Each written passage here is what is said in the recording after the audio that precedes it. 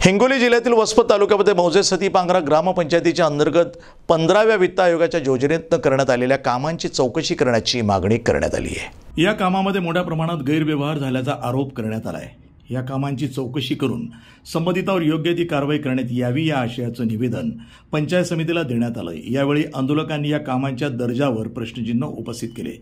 15व्या वित्त आयोगातनं झालेल्या या कामामध्ये मोठ्या प्रमाणात गैरव्यवहार झाला असून कामं बोगस आणि निकृष्ट असल्याचा आरोप निवेदनामध्ये करण्यात आला आहे। या प्रकरणाची सखोल चौकशी करून दोषींवर कठोर कारवाई करण्याची मागणी करण्यात आली आहे। एकनाथ जनार्दन गायकवाड असून आमच्या ग्रामपंचायत पांगरासती येथील वित्त आयोगाच्या संदर्भात जे काही काम झालं त्या कामासंदर्भात आम्ही मागील 2-3 वेळेस संबंधित इंजिनियरला फोनद्वारे सांगून त्या कामासंदर्भात आम्ही त्यांना माहिती दिली की बाबा हे जे काम आहे चालू आहे हे काम शासनाने घालून दिलेल्या अंदाजपत्रकानुसार होत नाही।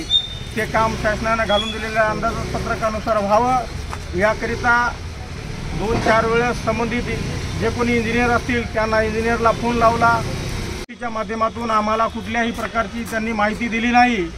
ते काम जे काही झालेलं आहे ते काम शासनाने घालून दिलेल्या एस्टिमेटनुसार व्हावं आमची मागणी होती, पण तसं न करता संबंधित सरपंच ग्रामसेवक यांच्या सहमतानं बोगस काम झालेलं आहे।